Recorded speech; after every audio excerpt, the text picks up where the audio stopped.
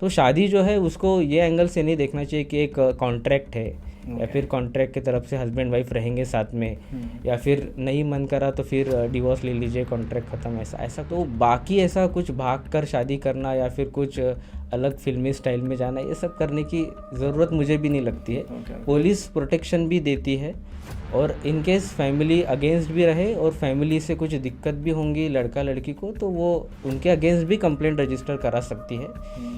Sir ये सारी चीज़ें जो है ये लव मैरिजेस के अंदर ज़्यादा होता है या फिर अरेंज वाले मैरिजेस में? नहीं, लव मैरिज में काफ़ी ज़्यादा डिवोर्सेस होते हैं, देखा जाता है। लेकिन आपके मुंह से एक वर्ड निकलता है बस 3 टाइम, तलाक तलाक तलाक, और डिवोर्स हो जाता है। ये सर मेरे को फंडामेंटली करेक्ट नहीं लगता नहीं, है। बिल्कुल नहीं है, ऐसा फंडामेंटल राइट का तो इन्फ्रिंग है। लेकिन मुस्लिम कम्युनिटी जो है उसमें महिलाओं को जिस तरह से रखा गया है अब तक, जिस तरह से उनको प्रताड़ित किया गया है, अभी हिम्मत करने वाली शायरा बानू हमें तैयार करनी पड़ेंगी समाज में। राइट। तभी कुछ हो सकता है, क्योंकि यहाँ पे इतनी सारी गांव में आप देख सकते हैं, देश इतना बड़ा है अपना, तो आप इमेजिन करिए कि ये जो सुप्रीम कोर्ट के ऑर्डर है, जो सेंट्रल गवर्नमेंट ने उस पर एक्ट भी बनाया, ये ट्रिपल तलाक कहाँ तक देश के कोने कोने तक चलता होगा अभी भी। और आप अभी देखते हैं मध्य प्रदेश हाई कोर्ट का एक जजमेंट भी है कि उन्होंने कहा है कि मुस्लिम भी अगर शादी करते हैं हिंदू लड़कियों से, तो उनको भी कुरान या फिर जो हदीस का रेफरेंस देते हैं उसमें ये कहा है कि मुस्लिम ने किताबी लड़की से शादी करना चाहिए। किताबी मीन्स कि जो एक किताब को मानते हैं, जैसे कुरान को मानते हैं, बाइबल को मान के, तो ऐसे जो है उन्होंने किताबी से ही करना चाहिए। काफिरों से तो शादी करने का ऐसा कोई उनके पास रेफरेंस है नहीं। लेकिन जिस देश में जिस तरह से हिंदू लड़कियों के साथ मुस्लिम लड़के शादी कर रहे हैं, और इसकी वैलिडिटी जहाँ पे हर कोर्ट में एडमिट हो रही है, तो इस पे कहीं तो भी एक पब्लिक इंटरेस्ट में लिटिगेशन फाइल होना चाहिए। Hi and welcome to panchayat with Pawan. मैं बहुत ही दिल से खुश हूँ फ़िलहाल ये टाइम पे 1 महीने के बाद आप लोग देख रहे हो मेरे को इस वाले स्टूडियो के ऊपर।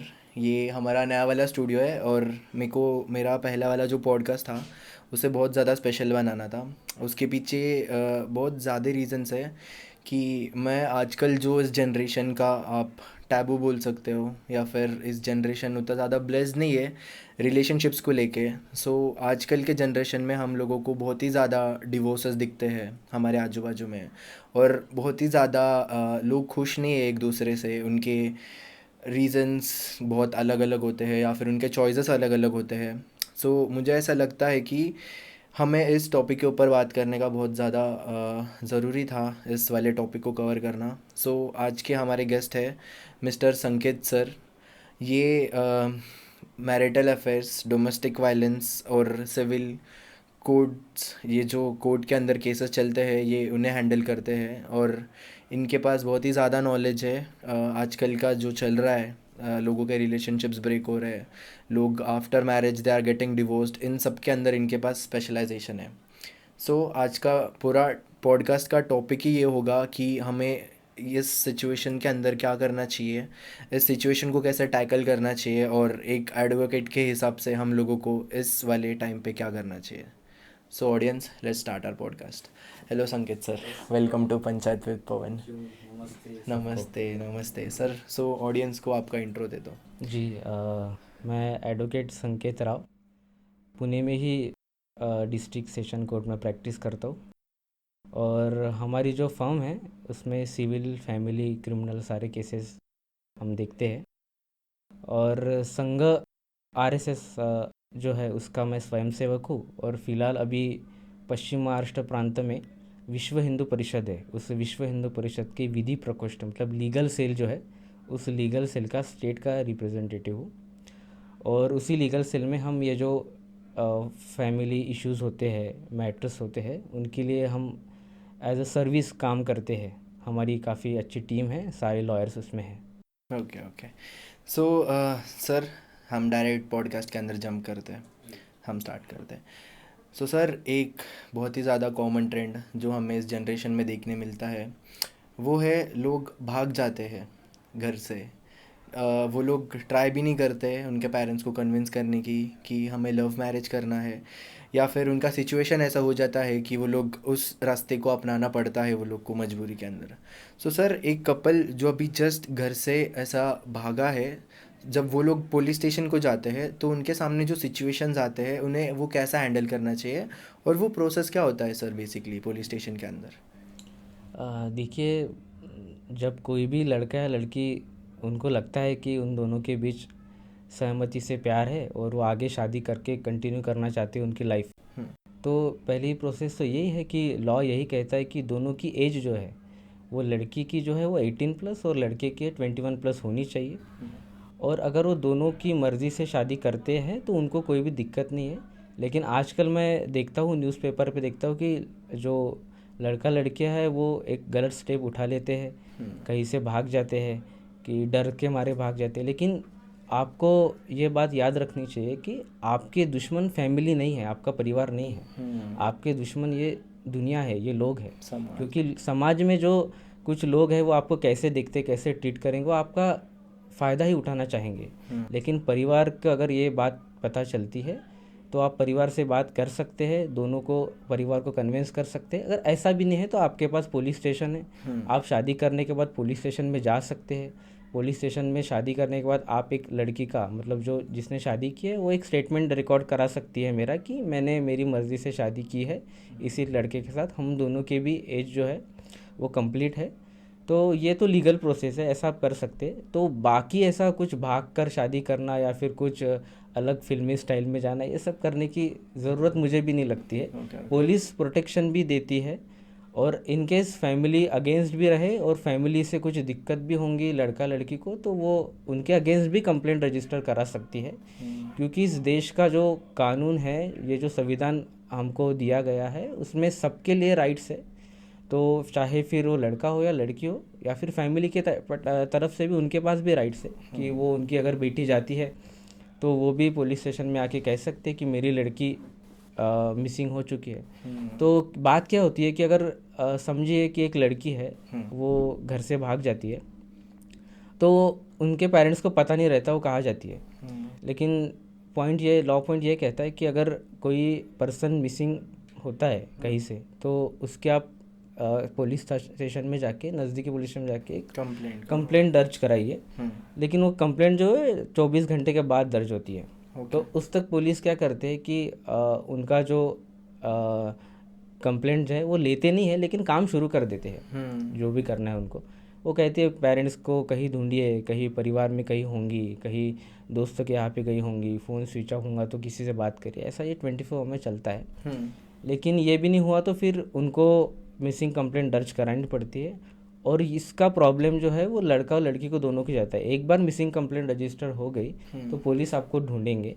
वो यही नहीं सोचेंगे कि आपने शादी किया नहीं की है, आपने सारे लीगल पॉइंट्स क्लियर किया नहीं किया। उनका यही रहेगा कि लड़की गई है, फिर वो किडनैप तो नहीं होती है, लेकिन कहाँ गई है, उसके साथ क्या हुआ है, सेफ़ है कि नहीं है, ये सारे पॉइंट्स आते हैं, उनको देखना पड़ता है और उनको सब काम करना पड़ता है। तो यही है कि आप कहीं पे भी जाते हैं, शादी करके भागते हैं, तो आपको ये जो कुछ बेसिक चीज़ें ध्यान में रखनी चाहिए। एक तो आप पेरेंट्स को कन्विंस करिए, अदरवाइज़ आप पुलिस स्टेशन में जाके शादी करवा के आपका स्टेटमेंट रिकॉर्ड करिए, पुलिस को प्रोटेक्शन मांगिए, फैमिली के अगेंस्ट मांगिए, या फिर कोई और होगा तो उसके अगेंस्ट भी मांग सकते हैं। ओके। सो सर, जो शादी होता है आजकल के टाइम पे, ये रजिस्ट्रेशंस वगैरह बहुत ज़्यादा कॉमन हो गए हैं। जो हमारे पुराने ज़माने में हमारे पेरेंट्स के जनरेशन, उनके जो पहले वाले जनरेशन्स थे, उस ज़माने में ये रजिस्ट्रेशंस वगैरह नहीं थे। सो क्या सर, ये रजिस्ट्रेशन अगर हम उन लोग ने नहीं करवाया हमारे मैरिज का, कोर्ट के पास जाके जो रजिस्टर करवाते हैं, क्या वो शादी इलीगल हो जाता है? नहीं, बिल्कुल नहीं। देखिए, ये जो भारतीय समाज है ये पहले से ही एक सिस्टम में बंधा है। इसके पहले भी कहीं आप एंशिएंट हिस्ट्री देख लीजिए, ऐसा कोई रिकॉर्ड नहीं रहते थे, लेकिन विश्वास बहुत था दोनों के बीच में। तो ये जो हम कहते हैं कि सारे अपने संस्कार जो है, उसमें से एक विवाह संस्कार भी है। विवाह संस्कार के हम सप्तपदी का एक छोटा सा रिचुअल्स रहता है उसमें। तो सप्तपदी यानी क्या है कि हम शादी को इतना महत्वपूर्ण जीवन का हिस्सा समझते हैं कि शादी जो है वो आने वाली हमारी जो जनरेशन है उसको बनाती है, समाज को एक अच्छा पुरुष देती है या फिर महिला देती है। आप देख सकते कि जिजा माता को भी जब छत्रपति शिवाजी महाराज हुए तो उन्होंने समाज को कुछ दिया है। वो छत्रपति शिवाजी महाराज के फिर उनका कार्य भी आप देख लीजिए। तो हमारे समाज में जो शादी है वो हम ये कहते हैं कि हमारा जो समाज की जो समस्या है या फिर समाज का जो कार्य है उसे करने के लिए हमें किसी को देना है। तेरा तुझको अर्पण, हमें ऐसा हमेशा कहते हैं। तो शादी जो है उसको ये एंगल से नहीं देखना चाहिए कि एक कॉन्ट्रैक्ट है या फिर कॉन्ट्रैक्ट की तरफ से हस्बैंड वाइफ रहेंगे साथ में, या फिर नहीं मन करा तो फिर डिवोर्स ले लीजिए, कॉन्ट्रैक्ट ख़त्म। ऐसा कुछ नहीं है। ये बहुत बड़ा महत्व का संस्कार है और इसको परिवार के संस्कारों से ही जोड़ा जाता है। ये धीरे धीरे जैसे संस्कारित अपना बच्चा होता है तो शादी का भी संस्कार हम वैसे ही करते हैं। Okay. So sir, court marriages जो है आजकल जो कर रहे हैं लोग, पहले उतना नहीं होता था, आजकल हो रहा है बहुत ज़्यादा। आई मीन लोग प्रेफर भी कर रहे हैं कोर्ट मैरिजेस नॉर्मल मैरिज के ऑपोजिट में। सो सर, ये कौन से वाले एक्ट के अंडर आता है ये कोर्ट मैरिज? कोर्ट मैरिज जो है वो स्पेशल मैरिज एक्ट के अंडर आता है। ओके। कोई भी लड़का लड़की जो लव मैरिज करना चाहती है वो स्पेशल मैरिज से शादी करवा सकते हैं। स्पेशल मैरिज में काफ़ी सेक्शंस है, उसको काफ़ी अच्छे से डिस्क्राइब किया है। और अगर कोई अदर रिलीजन की रही, जैसे समझो लड़का हिंदू है या लड़की मुस्लिम है और वो शादी करना चाहते हैं तो हिंदू मैरिज एक्ट से तो दोनों हिंदू चाहिए, ये तो उसका बेसिक कंसेप्ट है। तो ऐसा नहीं होता है तो फिर क्या करना चाहिए? तो उसके दो प्रोसेस है। एक तो आप स्पेशल मैरिज को जा सकते या फिर कन्वर्जन का भी रहता है कि आपकी अगर इच्छा रही, आपको हिंदू धर्म के प्रति आस्था रही, प्रेम रही, श्रद्धा रही, तो आप हिंदू धर्म स्वीकार करके आप खुद स्वयं हिंदू पद्धति को स्वीकार करके हिंदू होकर आप दोनों हिंदू मैरिज एक्ट से शादी करा सकते हैं। ऐसा भी रहता है सर? ऐसा रहता है कि शादी कोई अदर कास्ट या अदर रिलीजन का अगर कोई रहा तो हिंदू मैरिज में वो तो नहीं आएगा। हिंदू मैरिज में दोनों हिंदू चाहिए। और आप अभी देखते हैं मध्य प्रदेश हाई कोर्ट का एक जजमेंट भी है कि उन्होंने कहा है कि मुस्लिम भी अगर शादी करते हैं हिंदू लड़कियों से, तो उनको भी कुरान या फिर जो हदीस का रेफरेंस देते हैं उसमें ये कहा है कि मुस्लिम ने किताबी लड़की से शादी करना चाहिए। किताबी मीन्स कि जो एक किताब को मानते हैं, जैसे कुरान को मानते हैं, बाइबल को मानते हैं, तो ऐसे जो है उन्होंने किताबी से ही करना चाहिए। काफिरों से तो शादी करने का ऐसा कोई उनके पास रेफरेंस है नहीं। लेकिन इस देश में जिस तरह से हिंदू लड़कियों के साथ मुस्लिम लड़के शादी कर रहे हैं और इसकी वैलिडिटी जहाँ पे हर कोर्ट में एडमिट हो रही है, तो इस पे कहीं तो भी एक पब्लिक इंटरेस्ट में लिटिगेशन फाइल होना चाहिए, इसके ऊपर भी काम होना चाहिए। ऐसा है। सो सर, हम एक सिनेरियो इमेजिन करते हैं अभी के लिए। सोचो एक हिंदू लड़का है, उसने कोई और रिलीजन की लड़की के साथ एक स्पेशल मैरिज एक्ट के अंदर उसने अपना शादी किया और आगे बढ़ के उन लोगों के बीच में, पति पत्नी के बीच में कुछ बात नहीं बन रहा या फिर वो लोगों को डिवोर्स चाहिए बेसिकली। सो सर, वो वाला जब सिनेरियो आता है वो टाइम पे क्या करते हैं बेसिकली? अगर स्पेशल मैरिज से कहीं आपका मैरिज होता है, शादी होती है, तो स्पेशल मैरिज कहता है कि अगर मेरे से शादी करी है तुमने स्पेशल मैरिज, तो डिवोर्स भी स्पेशल मैरिज के ही थ्रू जाएंगे वो एक्ट में। ओके। तो लेकिन डिवोर्स के अलग अलग ग्राउंड्स रहते हैं कि डिवोर्स क्यों चाहिए, म्यूचुअल डिवोर्स चाहिए या फिर डोमेस्टिक वायलेंस इसलिए चाहिए या फिर लड़के साथ क्रूएल्टी हो रही है उसके लिए चाहिए। तो डिवोर्स के अलग अलग रीजन्स है। अडल्ट्री भी एक पहला रीज़न पहले हुआ करता था, अभी भी कुछ जगह पे अगर वैलिड होता है तो अडल्ट्री भी एक रीज़न है डिवोर्स का। ओके। बट सर, क्या प्रोसेस होता है उस टाइम के ऊपर? ये स्पेशल मैरिज एक्ट और स्पेशल मैरिज डिवोर्स, ये थोड़ा सा एक्सप्लेन कर सकते हो आप? एक्ट तो आपने एक्सप्लेन कर दिया कि डिफरेंट रिलीजन्स में लोगों को शादी करना है तो उसके अंडर आता है बेसिकली। जब डिवोर्स होता है दोनों के बीच में, सो फिर सर मतलब अभी मुस्लिम्स में तो मैंने देखा है कि वो तलाक का कुछ तो कॉन्सेप्ट है, ट्रिपल तलाक। आई एम सॉरी व्यूवर्स अगर मैं कुछ गलत बोल रहा हूँ कि, बट मेरे नॉलेज के हिसाब से वो लोगों में divorce is much easier than Hindus basically. But जब दोनों रिलीजन साथ में आके इन्होंने साथ में बैठ के डिसीजन लिया है, सो उस वाले सिनेरियो के अंदर क्या आता है कॉन्सिक्वेंसेस केस में? क्या क्या चीज़ें फेस करने पड़ते हैं एक दूसरे को डिवोर्स में? अभी देखिए, हिंदू मैरिज से शादी हो रही होंगी तो उसको भी आप डिवोर्स फाइल करा सकते हैं। मुस्लिमों का एक शायरा बानू वर्सेस यूनियन ऑफ इंडिया की केस थी। उसमें ट्रिपल तलाक को जो है वो बैन कर दिया गया है इस देश में अभी। तो सुप्रीम कोर्ट ने ऑर्डर दिए थे सेंट्रल गवर्नमेंट को कि ये जो 3 तलाक है इसको ये थोड़ा मतलब ये राइट टू या फिर लाइफ है उनकी, इसको थोड़ा इन्फ्रिंग करता है, करता है। और मेरे को ऐसा लगता है कि this is very cruel. Like आप बस एक दूसरे के साथ आप शादी कर रहे हो, उनके साथ आप संबंध बना रहे हो, you are having kids with them, आपको लाइफ स्पेंड करना है उस वाले पर्सन के साथ, बट आप बस एक बात के अंदर आपके मुंह से एक वर्ड निकलता है बस 3 टाइम तलाक तलाक तलाक और डिवोर्स हो जाता है। ये सर मेरे को फंडामेंटली करेक्ट नहीं लगता। नहीं, बिल्कुल नहीं है ऐसा। फंडामेंटल राइट का तो इन्फ्रिंग है। आर्टिकल तो फंडामेंटल राइट्स यही कहता है कि इक्वल प्रोटेक्शन ऑफ और इक्वल बिफोर लॉ। आपको लगता है सर कि ये जो है एक्ट ट्रिपल तलाक वाला बैन हो गया है ना अभी बेसिकली इंडिया में? बैन हो चुका है, बट गांव साइड में जब हम जाते हैं थोड़ा सा डीप कल्चर के अंदर, तो उधर भी आजकल ये चल रहा है या फिर लोग फिर डिवोर्स ही करते कोर्ट में? नहीं, अभी क्या है, महिलाओं को अधिकार दिया गया है कि अगर ऐसा कहीं होता है, ट्रिपल तलाक आपको दिया जाता है, तो आप नज़दीक के पुलिस स्टेशन में शिकायत दर्ज करा सकते हैं आपके हस्बैंड के अगेंस्ट। लेकिन मुस्लिम कम्युनिटी जो है उसमें महिलाओं को जिस तरह से रखा गया है अब तक, जिस तरह से उनको प्रताड़ित किया गया है, अभी हिम्मत करने वाली शायरा बानू हमें तैयार करनी पड़ेंगी समाज में। राइट। तभी कुछ हो सकता है, क्योंकि यहाँ पे इतनी सारी गांव में आप देख सकते हैं, देश इतना बड़ा है अपना, तो आप इमेजिन करिए कि ये जो सुप्रीम कोर्ट की ऑर्डर है, जो सेंट्रल गवर्नमेंट ने उस पर एक्ट भी बनाया, ये ट्रिपल तलाक कहाँ तक देश के कोने कोने तक चलता होगा अभी भी। तो जो समाज में महिलाओं की ज़्यादातर उनको आगे नहीं बढ़ाया गया है, उनके ट्रिपल तलाक के अगेंस्ट अगर वो पुलिस स्टेशन में जाती है तो उसके साथ बाद में क्या होगा, इसके डर से ही वो घर से नहीं निकलते। और सर ऐसा भी हो सकता है ना कि वो लोगों ने मैरिज किया, एक मुस्लिम ने मुस्लिम के साथ वो लोग ने शादी किया बेसिकली, सो उनका शादी रजिस्टर होता है क्या कोर्ट अगर सोचो लोग ने? मुस्लिम पर्सनल लॉ भी है उनका। वो उनके करीबी मस्जिद में जो मौलानाज रहते हैं या फिर उनके काजी रहते हैं, तो काजी उनकी शादी कराते हैं, निकाह कराते हैं, उसको निकाह कहते हैं। और निकाह का भी एक प्रोसेस है जिसमें उनकी एक जैसे रिचुअल्स रहते हैं वैसे कबूल है या फिर ऐसा बोलना पड़ता है। उनकी विटनेस भी रहते हैं उनके, विटनेस के सामने होता है। लेकिन आप देखेंगे उनके जो विटनेस है ना, जैसे मैं मेल हूँ तो मैं एक विटनेस हूँ, लेकिन 2 फीमेल को मिला के उनका एक विटनेस बनता है।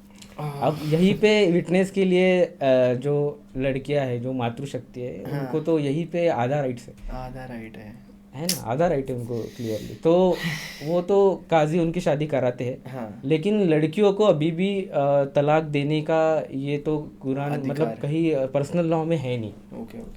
पहले जब एंशिएंट इस्लाम की बातें अगर हिस्ट्री पढ़ेंगे तो तभी तो काफ़ी चीज़ें ऐसी थी महिलाओं के अगेंस्ट बहुत ज़्यादा थी, लेकिन धीरे धीरे ये जो देश है अपना ये डेमोक्रेटिक है, सेक्युलर है, सोशलिस्ट है, तो जितना हो सके उतना तो सेक्युलर बिहेव करेगा ये देश। बाकी तो आपको पता है सबके अपने अपने राइट्स होते हैं, सबका अलग अलग सोच होता है। Okay sir. सोचो सर, अभी एक हस्बैंड और एक वाइफ है, स्पेशली ये आजकल के जनरेशन में बहुत ज़्यादा होता है। लोग 6-6 महीने में डिवोर्स ले लेते हैं, एक दूसरे के साथ शादी करके लोग 1-1 साल के अंदर एक दूसरे के साथ ये हो जाते हैं। क्या बोल सकते हैं, लोगों को पसंद नहीं आते एक दूसरे बेसिकली। सो सर, एक हस्बैंड और एक वाइफ दोनों म्यूचुअल ग्राउंड्स में आके उन दोनों का कंसेंट है कि हाँ हमें डिवोर्स लेना है, सो सर वो कब अप्लाई कर सकते कोर्ट के अंदर, शादी के कितने दिनों के बाद? देखिए, इसका तो 6 महीने या 1 साल का भी है, जिसको मीडिएशन के थ्रू कोर्ट समझाता है। देखिए क्या है कि समाज भी नहीं चाहता, कोर्ट भी नहीं चाहता कि किसी की शादी टूटे। एक शादी टूटने से परिवार टूटता है और ये समाज के लिए बहुत गंभीर चीज़ है। मैं आपको बताता हूँ कि अगर एक परिवार टूटता है, समाज का केंद्र बिंदु ये परिवार है। अगर परिवार टूटेगा तो समाज टूटेगा, और समाज टूटेगा तो देश टूटेगा। तो ये जो समाज को बांधने का जो काम किया है वो परिवार ने किया है। तो ये परिवार अगर टूटेगा तो फिर सोसाइटी कैसे रहेंगी? नहीं रह पाएंगी। तो अभी आप देखते हैं कि एक शादी टूटी तो किसी का भाई अलग होगा, किसी की बहन अलग होंगी किसी से, या फिर पेरेंट्स वैसे भी अलग हो रहे। तो हमारा जो संस्कृति है, ये देश का जो कल्चर है, वो कहता है वसुदैव कुटुंबकम। अगर हमने पूरे संसार को अपना कुटुंब कहा है तो हम एक परिवार में अगर अच्छे से नहीं रह रहे तो फिर कुटुंब प्रबोधन की आवश्यकता अपने समाज को है। और मैं ये नहीं कह रहा हूँ कि सिर्फ हिंदू समाज को, सभी समाज सभी धर्मों को ये इसकी आवश्यकता है कुटुंब प्रबोधन, क्योंकि अभी की जो सिचुएशन है इसको हम सारे रिलीजन के लोग फेस कर रहे हैं। मैं एक रिलीजन की बात नहीं कर रहा हूँ, महिलाएं वहाँ भी है, बच्चे वहाँ भी है, सारी चीज़ें घर में सेम होती है सबके भी। लेकिन इस पद्धत को, इस सिस्टम को कैसे ख़त्म किया जाए, ये डिवोर्स जो हो रहे हैं इसका काम हमें करना चाहिए। वही काम विश्व हिंदू परिषद जो है काफ़ी सालों से परिवार में कुटुंब प्रबोधन का काम संघ भी कर रहा है, विश्व हिंदू परिषद भी कर रहा है। समाज में समरसता का भी काम कर रहे हैं कि सब समाज समरस है। लेकिन अभी इसके लिए क्या करना चाहिए, तो कुटुंब प्रबोधन में क्या आता है कि घर में साथ में खाना परिवार के साथ होना चाहिए आपका। वही सुबह नहीं हो रहा है तो रात को होना चाहिए, क्योंकि साथ में भोजन अगर आपका होता है तो प्यार में, परिवार में प्रेम बढ़ेगा। राइट। प्रेम बढ़ेगा तो क्या आज क्या हुआ दिन भर में सारी बातें होंगी। हस्बैंड वाइफ का कन्वर्सेशन ही हो, लेस कन्वर्सेशन जो अभी चल रहा है इनका कन्वर्सेशन बहुत कम है। आजकल की शादियाँ क्यों नहीं टिक रही है, तो फास्ट वर्ल्ड है ना सर, बहुत ही ज़्यादा फास्ट वर्ल्ड है। और आप देख सकते हैं कि आप देखिए अभी आप सारे IT जो इसमें एम्प्लॉयज़ है वो 8वें महीने में ये सोचते कि मुझे अभी कंपनी चेंज करनी है क्योंकि मुझे ज़्यादा पैकेज मिलेगा।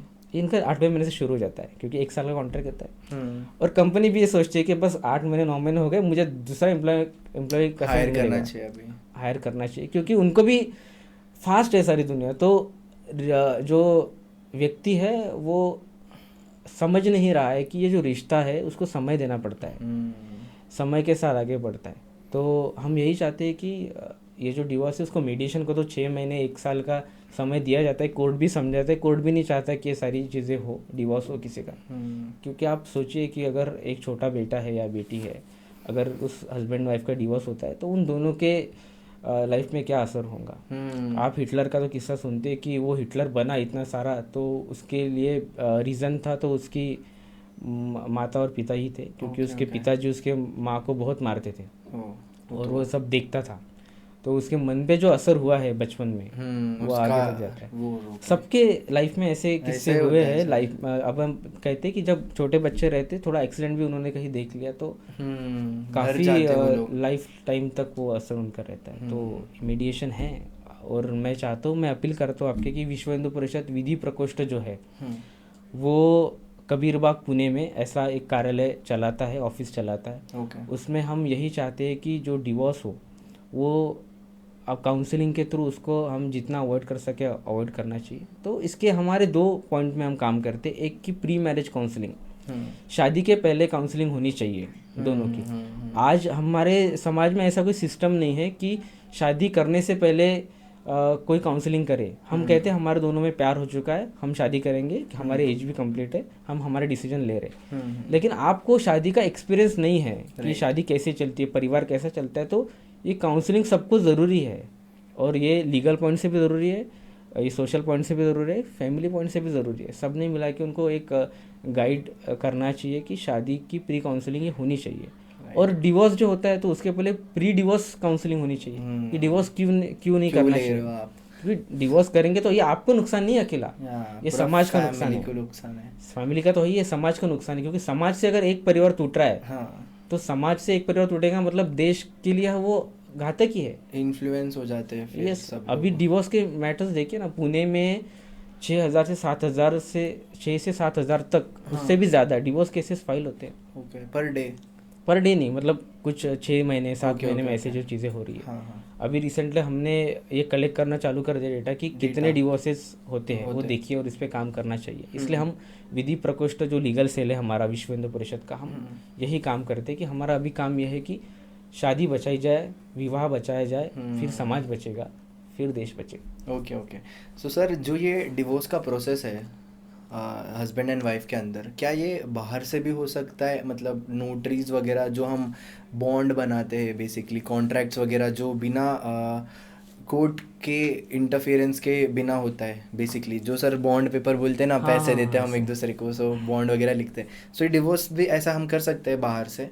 अभी तो कुछ जगह ऐसी होते हैं, मतलब देश में जहाँ पे मेट्रो सिटीज़ में काफ़ी कम होते हैं, क्योंकि अवेयरनेस है ज़्यादा। जहाँ पे अवेयरनेस नहीं है वहाँ पे चीज़ें होती है, लेकिन ये ऐसा डिवोर्स नहीं चलता है, ये लीगल है डिवोर्स। नोटरी पे नहीं होना चाहिए, वो कोर्ट से ही डिवोर्स लेना चाहिए। अभी 500 के बॉन्ड पे लोग म्यूचुअल डिवोर्स कर देते हैं कि मुझे भी नहीं रहना, आप भी नहीं रहना, ऐसे लिख देते, कुछ पॉइंट्स लिखते हैं, दोनों की साइन करके विटनेस के साथ डिवोर्स दे देते हैं। हाँ। तो ये मैं लॉयर्स लोगों को भी अपील करना चाहता हूँ कि ऐसे डिवोर्स ना ही करे तो बेटर रहेगा। कोर्ट से डिवोर्स होना चाहिए, क्योंकि वो कब तक एडमिसेबल रहेगा, उसकी वैलिडिटी क्या रहेंगी, वो काफ़ी इश्यूज अलग अलग है उसके, तो ये नहीं करना चाहिए। मैं आपके, और वो लीगल भी नहीं है बेसिकली, लीगल नहीं है इतना।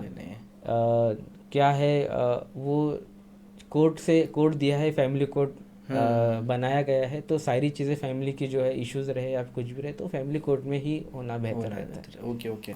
सो सर, अभी हम और एक सिनारियो बना के उसके अंदर लॉ के पॉइंट ऑफ व्यू से देखते हैं। सोचो सर, एक हस्बैंड है और उसकी एक वाइफ है, बट जो वाइफ है उसको पसंद नहीं है कि जो हस्बैंड के पेरेंट्स है उनके साथ रहा जाए। ओके, सो उस वाले मामले में क्या हस्बैंड डिवोर्स के लिए अपील कर सकता है क्या? यस, बिल्कुल कर सकता है, क्योंकि उन पेरेंट्स का तो राइट है उनके उसके बच्चे के साथ रहना। उसमें उन्होंने उनको एजुकेशन के लिए इतना बड़ा किया है, पैसे दिए है, सब कुछ चीज़ें दी है, तो शादी होने के बाद अगर वो ऐसा कहता है तो ये गलत ही है। तो सीनियर सिटीज़न का भी एक एक्ट है, उसमें जो 60% के जो 60 एज के ऊपर के जो भी सिटीज़न हैं वो सीनियर सिटीज़न कहते हैं उनको, तो वो भी इसके अगेंस्ट आते हैं क्या? हाँ, कंप्लेंट कर सकते हैं बेटे और उनके बहू के अगेंस्ट कि ये मुझे नहीं रख रहे हैं, तो ये वो भी कर सकते हैं। और हस्बैंड भी चाहे तो उसके वाइफ से डिवोर्स ले सकता है, क्योंकि उसकी वाइफ अगर उसको प्रेशराइज करते हैं कि पेरेंट्स के साथ नहीं रहना चाहिए, आप अलग रहे, हम अलग रहते हैं, तो ये क्रूएल्टी है मेल पे होने वाली। जैसे डोमेस्टिक वायलेंस फीमेल पे होता है तो मेल पे क्रूएल्टी होती है, और ये काफ़ी माइक्रो टाइप्स में होती है, धीरे धीरे की जाती है, एक दिन में नहीं होता है।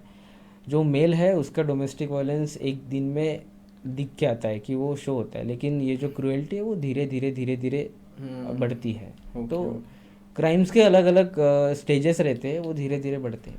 ओके, सो सर, अभी हम थोड़ा आपके पर्सनल लाइफ के ऊपर आते हैं। आप लोगों ने इतने सारे केसेस आप लोगों ने सॉल्व किया होगा, आप लोगों ने इतने जजमेंट्स वगैरह पास होने के टाइम पे आप लोगों ने देखा होगा। सो सर, आपको क्या लगता है कि किन लोगों के बीच में डिवोर्सेस का ट्रेंड ज़्यादा है? लाइक जो अभी जिनका शादी हुआ है, क्या वो वाले ग्रुप में ज़्यादा है, या फिर मिडल वाले ग्रुप में जिनका 15 to 18 ईयर्स हो जाते हैं, या फिर उनसे ज़्यादा जो लोग बूढ़े हैं थोड़े, उनका एज ग्रुप के अंदर ये वाला ट्रेंड ज़्यादा देखने मिलता है? नहीं, देखिए, बूढ़े का तो सवाल ही नहीं आता है कि अभी बच्चे कुछ ज़िंदगी गुजारनी है, तो उनमें डिवोर्स का तो ऐसा कुछ है नहीं, लेकिन आते कुछ परसेंटेज रहते हैं कि हमने कभी देखा है कि फैमिली कोर्ट में ऐसे भी है जो 50+ है, वो भी डिवोर्स के लिए आते हैं। तो ज़रूरी नहीं है कि जिसको जब चाहे वो डिवोर्स ले सकता है, लेकिन हम जैसे देखते हैं तो जो यूथ है अभी, मतलब आप देखेंगे 21 से लेके 28, 29, 30 तक के जो है ना, उनमें डिवोर्सेस ज़्यादा हो रहे हैं। इसका कारण यही है, मैं आपको बताया हूँ कि फास्ट लाइफ हो चुकी है, सबको ये चाहिए जल्दी, और कुछ भी एडजस्ट करने की अभी ये नहीं समझ नहीं है, एडजस्ट नहीं करना चाहते सर। और क्यों नहीं करना चाहते एडजस्ट, मुझे ये नहीं समझता कि पहले तो अपने पेरेंट्स इतना सारी चीज़ें सह लेते थे, सेक्रीफाइस कर लेते थे, तो ये भी हो सकता है कि जो परिवार है वो कैसे चलता है, या फिर मैं किसी भी लड़की को मतलब कहीं पूछना चाहता हूँ कि मतलब, या फिर कभी पूछूंगा, आप भी कहीं पूछिएगा कि अगर उससे कहीं लगता है कि उसके पति ने उसको कुछ चीज़ कही है कि आपको ये करनी है, और उसको लगता है कि ये मैं नहीं कर सकती हूँ क्योंकि मेरे इसमें मेरे एथिक्स के खिलाफ है, या फिर सारी चीज़ें, जैसे फैमिली में तो ऐसा कुछ होता नहीं, लेकिन बस चाय नहीं दिया टाइम पे, नाश्ता नहीं दिया, अगर ये छोटे छोटे चीज़ों पे अगर आप डिवोर्स ले रहे हैं, तो फिर लड़के ने भी ये सोचना चाहिए कि भाई आपने किसी पत्नी को लाया, वो आपकी धर्म पत्नी, आपकी अर्धांगिनी है, आपने नौकरानी को नहीं लाया है। राइट। तो नौकरानी को बीवी मत समझिए, है ना, बराबर पत्नी है। मैं समझ रहा हूँ आप जो कहना चाहते हैं, और इन्हीं टॉपिक्स के ऊपर आजकल डिवोर्सेस बहुत ही ज़्यादा होते हैं। लोग छोटे छोटे चीज़ें एडजस्ट करने के लिए तैयार नहीं एक दूसरे के लिए। और सर, और एक क्वेश्चन है मेरा आपके लिए सर, ये सारी चीज़ें जो है ये लव मैरिजेस के अंदर ज़्यादा होता है या फिर अरेंज वाले मैरिजेस में नहीं, ज़्यादा लव होता है? मैरिज में काफ़ी ज़्यादा डिवोर्सेस होते हैं, ओके। देखा जाता है। लेकिन अभी वो लोग लव मैरिज के लिए एडजस्ट कर सकते थे, बट ये छोटे छोटे चीज़ें एडजस्ट नहीं कर सकते, ये वाला जनरेशन। लव मैरिज में पहले शादी के पहले की जो लाइफ लाइफ है होती वो है। टोटली डिफरेंट है, ओके। मतलब को टोटली अलग है। हम्म। उसमें शादी के पहले लव जीएफ बीएफ जब रहते हैं, हाँ गर्लफ्रेंड हाँ। बॉयफ्रेंड, तो उसमें वो दोनों ही रहते सिर्फ, राइट राइट। और ये दुनिया से उन्हें कुछ लेना देना नहीं रहता। उनकी लाइफ है, वो उनकी खुद का लाइफ खुद का देखते हैं। देखते हैं लेकिन सब जब कुछ। शादी होती है तो वो दोनों के 4 लोग होते हैं परिवार में, माँ बाप रहते हैं, उसके माँ बाप रहते हैं, पेरेंट्स, सारे चीज़ रहते हैं। तो कोई भी चीज़ करनी रही, परिवार का तो एक नियम होता है कि अगर कुछ लाना रहा तो सबकी बड़ों को पूछ के करा जाए। तो इसमें यही चीज़ होती है कि पहले जो लड़की जीती है इंडिपेंडेंट थी बहुत उसको लगता है ज़्यादा। कि मैं और ये हम दोनों ही है, लेकिन शादी के बाद उसकी दादा दादी रहते हैं, उसके माँ मम्मी बाप रहते हैं, डैडी तो इनको एडजस्ट करने का ये नहीं है। ये भी एक रीज़न है, और दूसरा ये है कि एक्स्ट्रा मैरिटल अफेयर्स भी आजकल बहुत ही है। ज़्यादा बढ़ रहे हैं। तो मतलब ये तो सबका अपना अपना चरित्र है, कौन कैसा ये करता है। कम्युनिकेशन बहुत ज़्यादा आसान हो गया है ना सर ये वाले ज़माने में। पहले जब हमारे पेरेंट्स के ज़माने में लोगों के पास इतना कम्युनिकेट करने ज़रिया नहीं था बेसिकली, और आजकल लोग एक दूसरे को अभी आप मानेंगे नहीं, मैं तो छोटा उम्र में क्या बताऊँ आपको, बट आजकल के टाइम पे एक दूसरे के साथ कनेक्शन बनाना बहुत ही ज़्यादा आसान हो गया है मोबाइल फ़ोन्स की वजह से। इसके वजह से भी बहुत ज़्यादा लोग एक दूसरे के ऊपर, अपने पार्टनर्स के ऊपर चीट करते हैं। देखिए, कम्युनिकेशन से जो रिश्ते बन रहे हैं हाँ। वो सारे टेम्पररी है। Okay okay. हम बातें करना काफ़ी इजी है कि किसी को मैं आपको तेरे कह लिए दूँ ये या फिर कर मैं तेरे दूंगा। लिए कर दूंगा, वो कर हाँ। दूंगा, ये सब ये जो है वो सिचुएशन के अकॉर्डिंग इंसान बोलता है राइट राइट। कि उसे कुछ समझता नहीं है, वो टाइम with पे the उसको flow वो में चाहिए रहता है तो वो वो बोल देता है, लेकिन उसको प्रैक्टिकली निभाना बहुत मुश्किल है ये सर। बहुत मुश्किल है। लेकिन मैं ये कहना चाहता हूँ कि ये मुश्किल क्यों है, इसको मुश्किल नहीं बोलना चाहिए, सरलता होनी चाहिए जीवन में। जैसे आप अपने पेरेंट्स के साथ रह रहे हो, आप अपने बहन भाई का रिश्ता जैसे निभा रहे हो, वैसे पत्नी के साथ भी आपका जो पति की रिश्ता है वो जिम्मेदारी है लाइफ वो में निभाइए। ऐसे निभाइए। उसमें कुछ मेरे को बहुत कुछ निभाना है, कष्टदायी जीवन है, ऐसा कुछ नहीं है। बस ये है कि दोनों ने एक दूसरे का साथ देना चाहिए। और हमारे समाज में, धर्म में ये कहा जाए कि अपन शादी किस लिए कर रहे हैं, तो परमार्थ के लिए कर रहे हैं। हमारा परमार्थ क्या है कि परमेश्वर प्राप्ति, यही परमार्थ है। Right right. लेकिन उस परमेश्वर प्राप्ति के लिए जो सब कुछ हम पैसे जमा कर रहे हैं, अर्थ जमा कर रहे हैं, सारी चीज़ें ले रहे हैं, किस लिए है? ये नश्वर चीज़ें हैं। ये हमें यहाँ पे कहीं किसी को परमानेंट तो रहना नहीं है, लेकिन इस जीवन में दोनों को मिलके परमात्मा की प्राप्ति करनी है।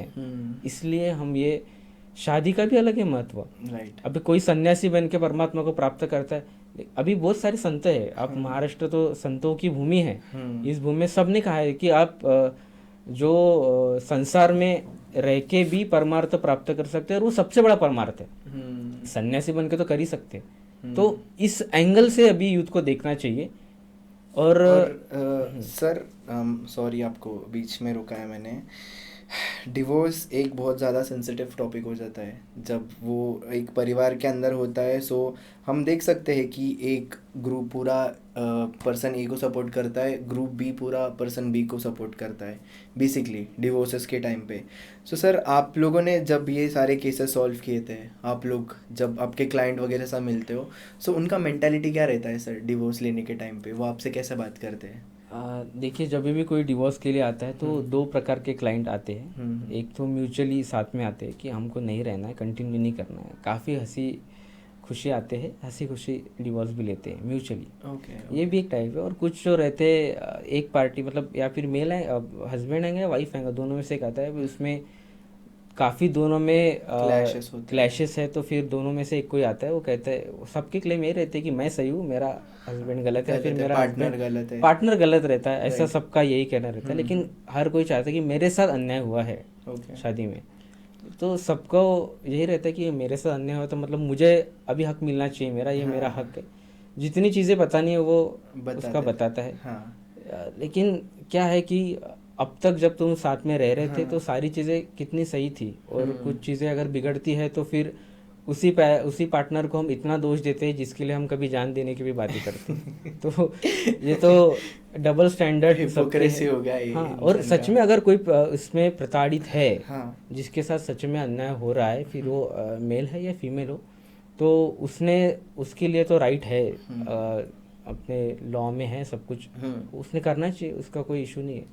लेकिन एक छोटी सी बात के लिए अगर डिवोर्स होता है तो ये कहीं ना कहीं रुकना चाहिए, ऐसा मुझे कहता है। अभी आप काफ़ी पुराणों के भी उदाहरण दे सकते कि प्रभु रामचंद्र तो सबके लिए आदर्श ही होने चाहिए। उन्होंने माता सीता के लिए 14 साल वनवास में उन्होंने कहीं दूसरी शादी नहीं की। आप देख सकते कि सीता माता का जब हरण होता है, हाँ, तो हरण में ये जो समय लगता है 11, 12, 13 साल का, वो 13 साल में प्रभु रामचंद्र व्याकुल है।